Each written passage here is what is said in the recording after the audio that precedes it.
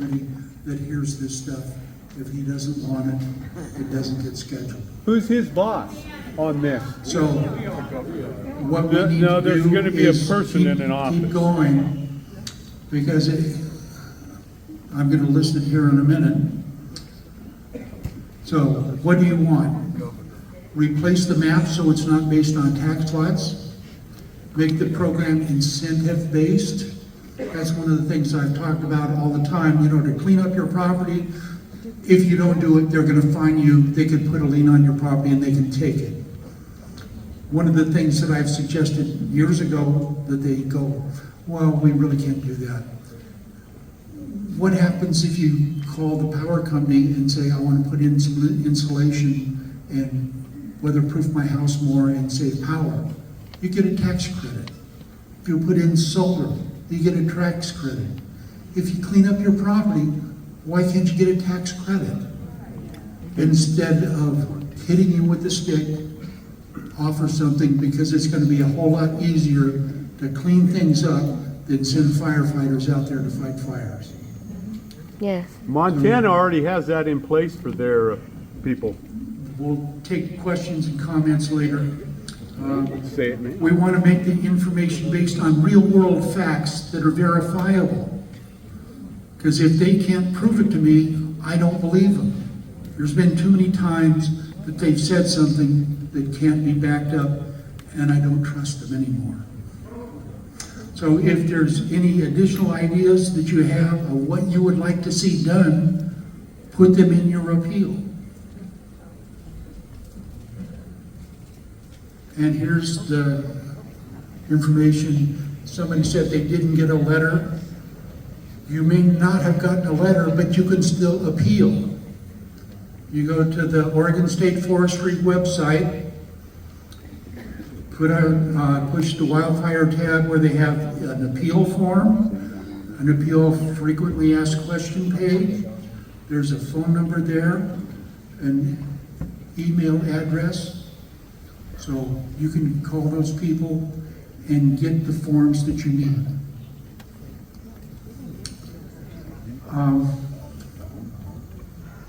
Jeremy, you want to come to talk about statistics for a minute, and then we're going to get into why this is important. That's what he just said.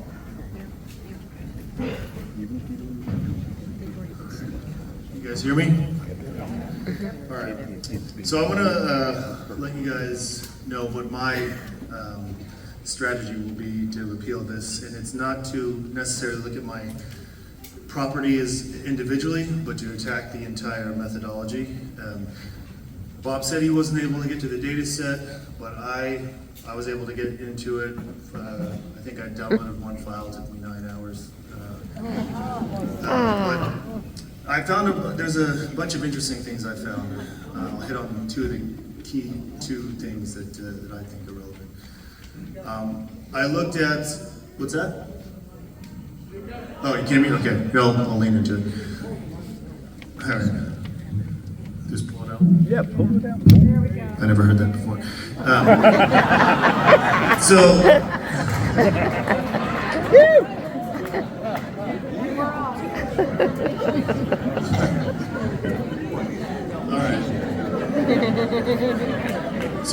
So I do statistics for a living.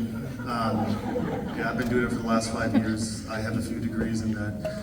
And I was able to open the data set, and it was a tough time pulling out information from the guy that uploaded the data set. So essentially what I was able to do was, there's like 2 files that have different probabilities, and that's where I focused all my time on, was the probability model. And I aligned it with actuals. Like every probability map is broken down into 14 FOAs. And I looked at the average FOAs from historical data from back to, I think, 1992 to 2015.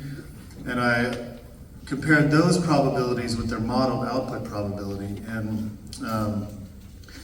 the model overestimates the probability by roughly 43%. Yes. So aligned with actuals, and you can see that there's definitely an inflation in final hazard risk. Even if you were going to be able to go back and fix all of that, by the way, that's what I'm going to have a document that I'm uploading to a website or a link that how I'm going to all the information I'm going to put in my appeal. But even if you were to fix all of their scientific, peer-reviewed methodology, there's still, at the end of it, you get this hazard number, which Bob was talking about. The actual thresholds are established by 26 board members, he called them stakeholders, that vote on what is threshold limits for like what is moderate risk or what's high hazard. So it's not, most of the process could be considered peer-reviewed scientific method, but I highly doubt that people voting on what is, the threshold between 1.1 and 1.2, whatever, is that's not very scientific. You need to align that based off of actuals that actually occur, and it also comes into question of some bias. That 26 board members that all voted on, the threshold, how if you're going to be high risk or low risk, where do they live? Yeah. Board members of what?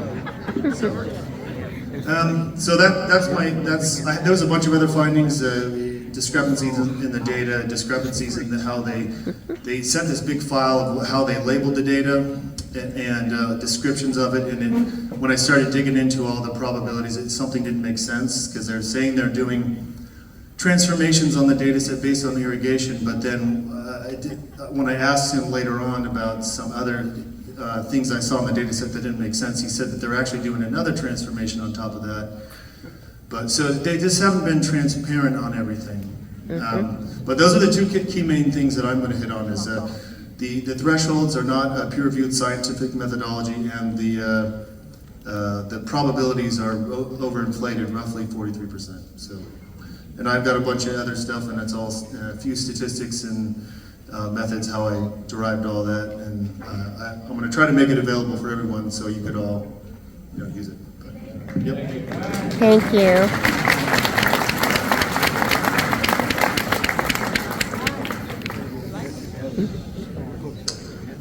So the question has come up, should I appeal?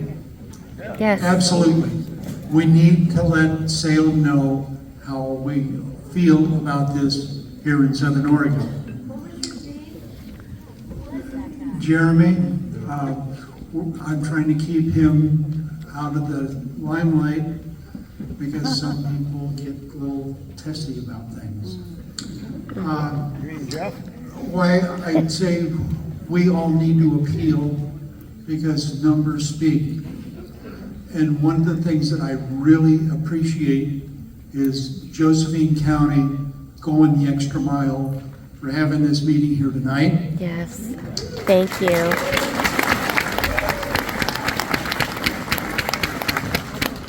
Number two, your tax dollars at work. They sent me down with their county legal counsel for over an hour, and we crawled through the specifics of this code. And it says, not only can you appeal your property, Josephine County can appeal the whole county. Oh, wow.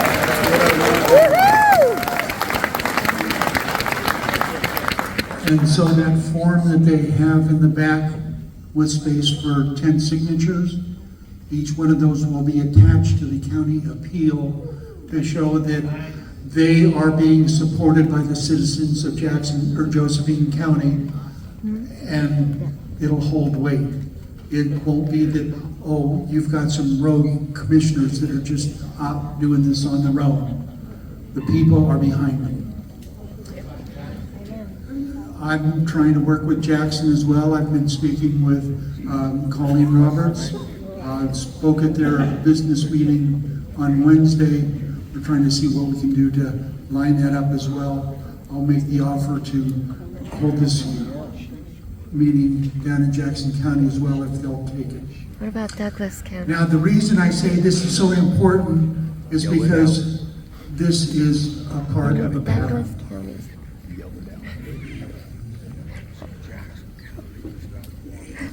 Just released in this legislative session is SB 79. Yeah, Douglas It County. requires counties cannot approve dwellings on exclusive farmland, forest zone, mixed farm, and forest zones if the land is identified as high wildfire hazard.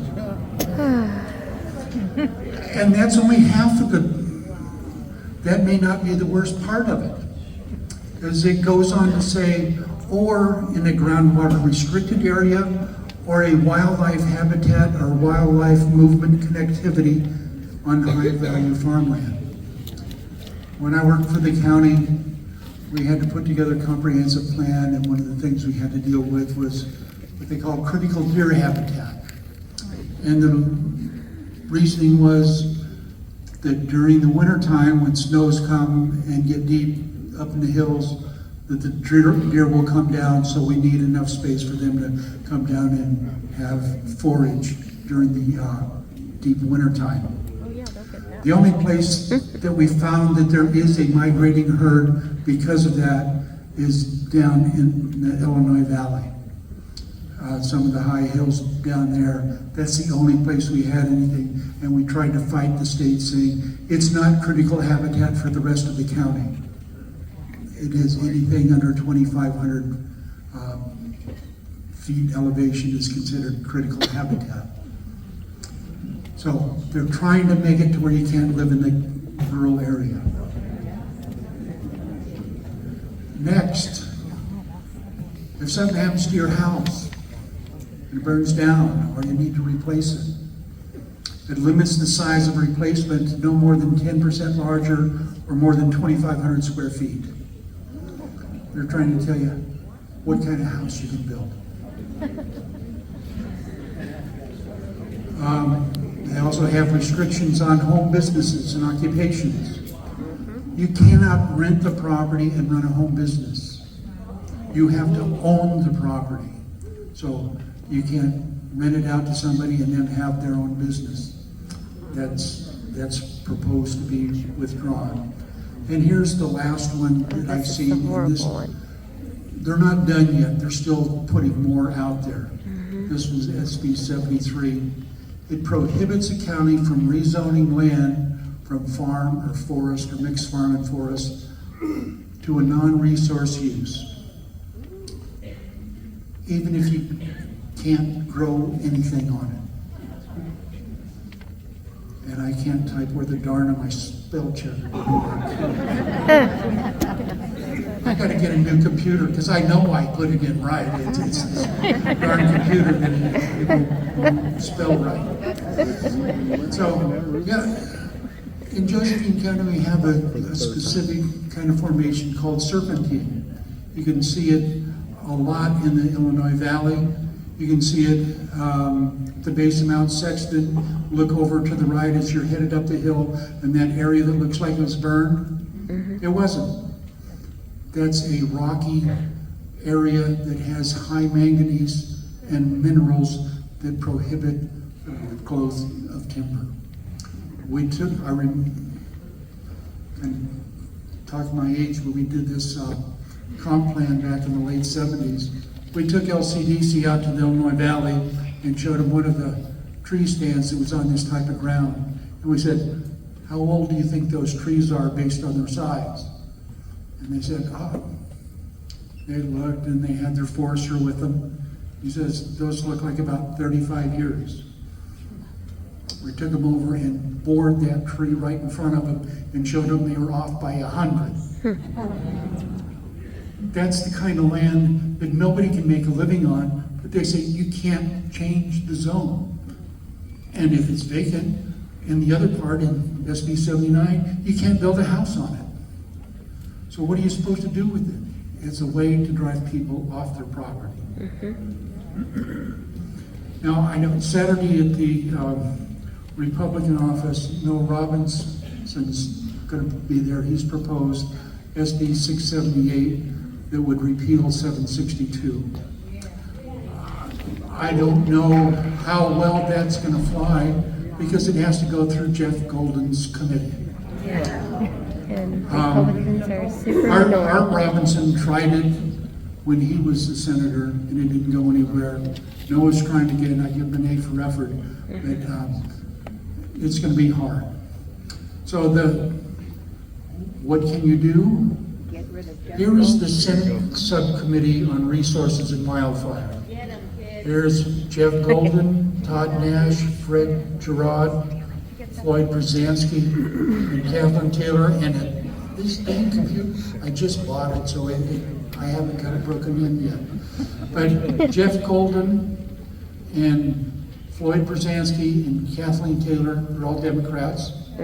Todd Nash and Fred Gerard, the Republicans. But we need a combined thing of having enough people tell them about the problems of what they're proposing to get them to stop.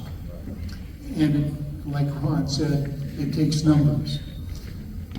And that's when familiar I with this, told you too. about how to write an appeal, even if it's on some of these bills. How does it personally affect you? That will make a difference. This morning, I got a phone call from Salem, Oregon Property Owners Association. They said, Salem has heard about your meeting tonight. So, they're aware of things going on down here.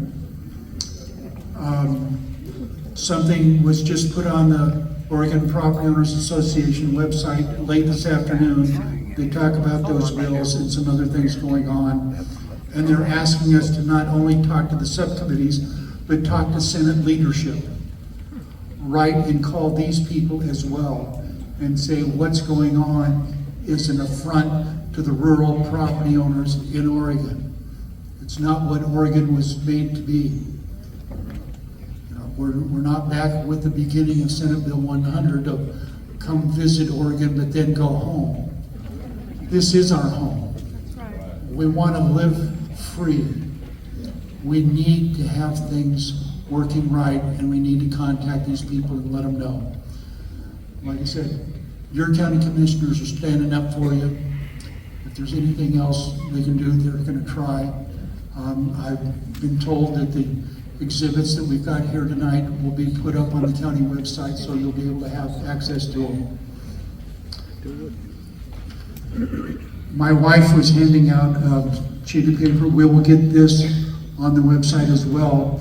So those things that we had, talking points of what are the appeal points that you need to talk about, because that is what the code is based on.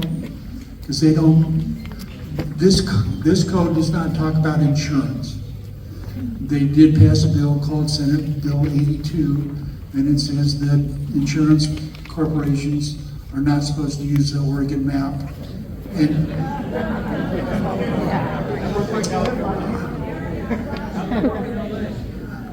yeah, that worked great in LA too. It also said that if they are going to cancel you or raise your rate heights considerably, that's against the law too. There is a state agency that's got an insurance commissioner. File any complaints with that office, because we need to overwhelm them with the stories of what is happening in Oregon. Got the address for that? Where to send it to? In that packet of information that you got, it has the address for the insurance commissioner. Thank you.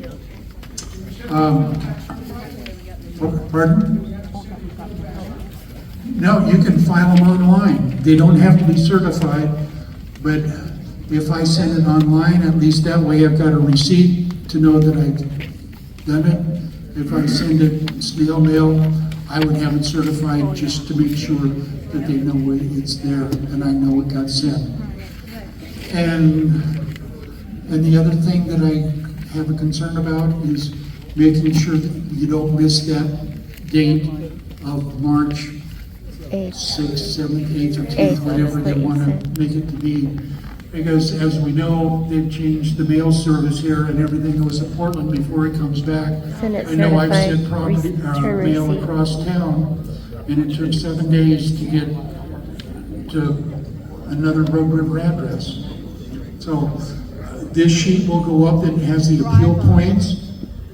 It'll have the whole program here, and on the back, it has the Senate bills that are being proposed now. So you'll have something to talk to folks about. I know the county commissioners want to have at least another meeting like this or more. So talk to your neighbors, tell them for them to come next time so they can hear it and be able to ask questions and see what's going on. I try and make this at least understandable to anybody and everybody, because this gets real complex. So I'm open for questions if we've got any. On the Oregonians in the Oregon Property Owners Association, they have a list of attorneys that are working with them, that they're going to try and do it for individuals. Yes, ma'am. Yeah, my question is, should everyone, not just the high risk, but should everyone appeal? Yes. Ron's got another comment before we get off. The map that you showed us, it shows the whole state, and there's a lot more counties that are in this. Are you guys getting together with the other counties, because you're talking about numbers? That would be, that would multiply. The most hard-hit county in the whole state is Josephine County. Second hardest hit state county is Jackson County. The third hardest state county is Deschutes County. I'm reaching out to every commissioner in the county, in the state. So we're gonna try to get numbers together. What I want you to understand is they're gonna come up with a law that you have to put a net over your house. In case an airplane crashes, just on the FCOM, you know? Or maybe we need to all have a hardened earthquake bunker, just in case we have an earthquake. That's exactly what this is. They're telling you that you have to do these things, that something may possibly happen in the future. Wait a second. When was the last time these areas that call them high hazard burned? Never. Never. So go back to your questions. I just want to say that. Sir, excuse me. You had a deal with the Forest Service. Some of the people like myself have these creeks that are dry in the summer, but yet the Forest Service won't go in there and clean them up, and so the water in the wintertime will flow through faster without being resisted and flooding out people's places. And if we try to do something to clean out those creeks, they turn around and tell us you don't touch that creek because of the fish. But how can the fish get up there when the creek is dry, when the rains have stopped?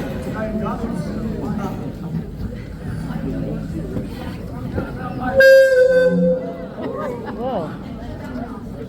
Too many speakers, too many microphones.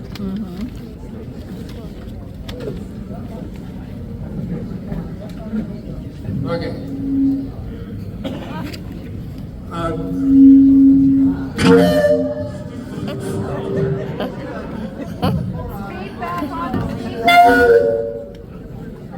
Too many mics closer together.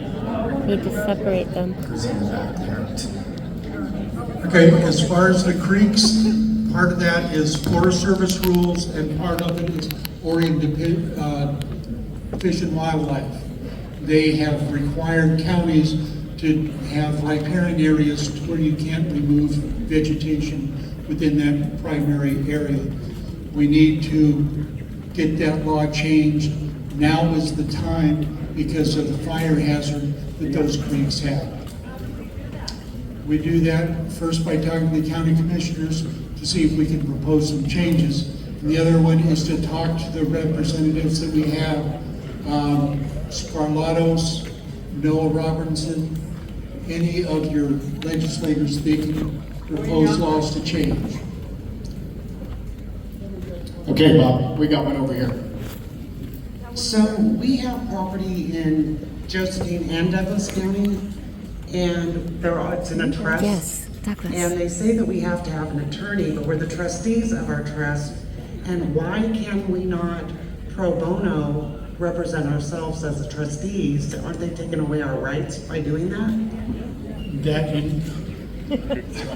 We're gonna do circular reasoning here. You have to ask an attorney why they have that set up that way, because it is in state statute and administrative rules that you have to have an attorney. You cannot represent you or your trust. The Oregon Department of Forestry already assesses property because if it's in forest land. They have people that actually go out and look at it. So why does this organization have to develop another map? It's already out there. Everybody's paying fire patrol that has forest land, and they check it every couple of years. There's no reason to be doing this other stuff.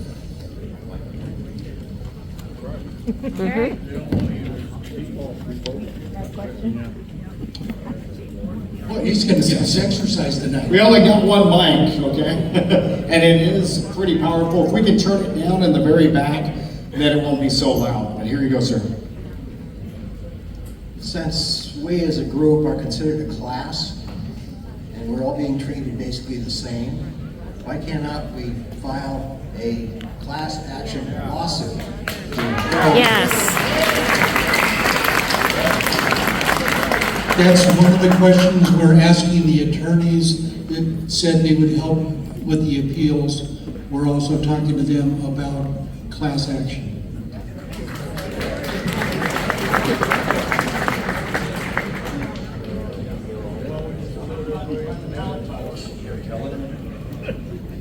How about by the ballot box? Can we do anything with that? At this point, I would have to double check. I think it was done as an emergency ordinance in the way state law is, that you can't start an initiative against, emergency clause. So we need to talk to legislators and have them propose a law to change it. I think you all ought to just write them all and ask for a 120-day extension on your appeal. Just write them all, call them all, and ask for a 120-day extension on your appeal. The process is too complicated. So just do that. It's gonna take you people reaching out. We're gonna do this again, but it's gonna need to grow, triple, quadruple. If we get 20,000, 30,000 people, this thing will go away. Thank you for being here tonight. Appreciate it. If our property taxes go down significantly, if our property values go down significantly, and we're denied use of our property in a true practical way, like to sell it, to sell it, will our property taxes go down significantly? And my second question is, how is it legal that all this high red zone, because some of the areas I'm involved in where I live, it's open space and it's urban, it's not wildland, and yet I'm in the high red.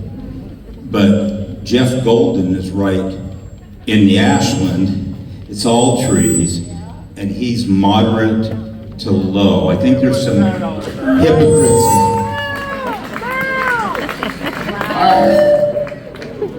Yeah, we got a hot mic here. I'm gonna go in the back here. Just hold the mic low. There was somebody over here that wanted. Okay, we're trying to get as many people before 9. So.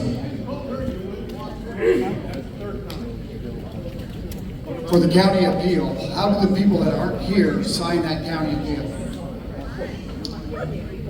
Did you hear that question? Yeah, yes, I did. I'll have to check. The people that aren't here, how can they sign the form? Bob and I started a webpage 3 years ago called undo762.com.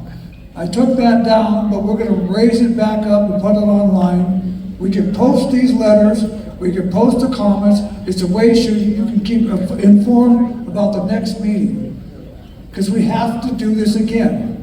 There's no way one meeting is gonna make an impact. Right? We need to do it again. Yes. I have a question. I want clarification again. Yes, sir. So my home is in my family trust. Does that mean I can still file an appeal, or do I have to hire an attorney to file that appeal for me? You have to hire an attorney to file that appeal for you. Along with the appeal, here we go. How do we recall? The gentleman who was gathering data, I think you said his name was Jeremy. Yes. Is it going to be available even like in a PDF where we could include that information with all of our appeals? He left. Because that would be handy to have, because it shows that the data that they are crunching is not correct. He did say that we could use that data that he put together, so we will put that on the website so you can download it and put it with part of your appeal. I don't want to relate the fact, but the trust issue, I don't remember seeing anywhere on there where it said, who's your attorney? So do we really actually have to have the attorney to file the appeal, or just bury him in the paperwork? Yeah. There's two parts to that. If it... Well, wait, and my other section is, isn't that denying me the right to defend myself? Well, at this point, it's not a criminal action, so I don't know that you'd have to defend yourself like that. It does say in the statute and in the Oregon administrative rules that trusts have to have an attorney. There's also a box on the appeal form that says, do you intend to have an attorney? We can check that and let them scurry around to try and figure out how they're going to defend all these different attorneys. It's better if you guys go to Chris, so you're not Whether too close I to the finally speaker do it or anyway. not, I will probably check Okay, that so box. should I go there?